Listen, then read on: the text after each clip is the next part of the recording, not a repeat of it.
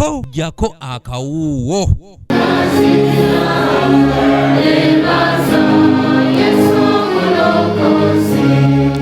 Mu kusaba okubadde ku kkanisa ya Bishop Samuel Chapel e Katooke, Reverend Canon Gideon Byamugisha yasinzidde okubiriza bannayuganda okukozesa ennaku zino ez'amazuukira ga Kristu okukyuka badde eri Omukama kiyambeko okukendeeza ebikolwa ebimenya amateeka ate n'ebikolwa eby'obutujju mu ggwanga. Amazuukira ga Kristo gategeeza ki?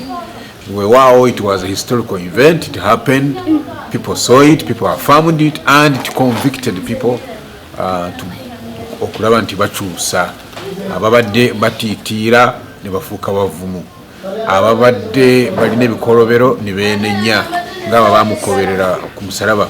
Waaliwo n'omusajja nga yibambi abadde mwana wa Katonda ddala ne yeekyusa ne yeenenya. Waliwo n'abaali ku musalaba nga bakomererwa naye era nabo ne bagamba tujjukire ng'otuuse. Reverend Christopher Kasule Kisaache nga y'omu ku bakulembera ekkanisa eno asinzidde wano naye n'asaba abantu okukomya ebikolwa eby'ettima nti wabula badde eri Katonda ssaako okusiima Canon Gideon Byamugisha olw'okuvaayo n'asomesa abavubuka emirimu egy'emikono nga kino agambye nti kyakuyambako mu kukendeeza ebbula ly'emirimu erifuuse ekizibu mu ggwanga. Webaza nnyo Professor Gideon eyatandikawo omulimu guno omunene ogw'okusomesa abavubuka baleme kubeera nga tebalina mirimu mu ggwanga naye basobole okuba nga beeyagala ng'ate basobola okwetuusaako bye beetaaga era n'eggwanga obutabeera n'abantu abatalina mirimu kya muwendo nnyo.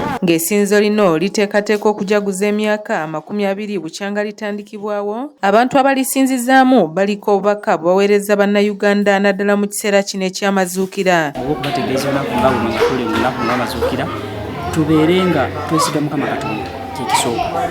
Tubeere nga ebibi byaffe ebibadde emabega nga tunayingira kisiibo tubireke emabega, tuleke kulowooza nti ate kisiibo kekiwedde aye tudde mu mbeera gye twakolaki gye twatandikirawo. N'olw'ensonga eyo mukyuse emitima gyammwe so si byambalo byammwe. Tuzuukirire wamu naye mu bizibu byonna bye tulina mu nsi muno.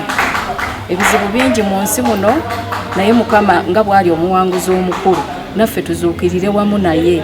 Tudde eri Katonda bwe bubaka bwe nyinza okukola ki kuba bannange ebintu bingi embeera nga bamugirabo obulwadde ebintu birinye emisolo obwavu biki ne tulina kukola ki weekaali waggulu tulina kukola ki. Bano basiimye Canon Gideon Byamugisha olw'engeri ez'enjawulo z'abayambyemu ate n'abavubuka mu ngeri ez'okwekulaakulanya. Nakyalikawo nga nsomera wamala nekiika naye bwe natuuka wano emusiŋŋaana twasanyuka nnyo okutuleetera ekifo kino kuba twali tusomera wala twatusabira wala era tumwagala kuba atugasa buli kimu, atulabirira batulwala batujjanjaba ate n'ebyomubiri n'ebyomwoyo byonna. Doreen Nambiru yakusakidde eggulire lino ku lwa ABS Television.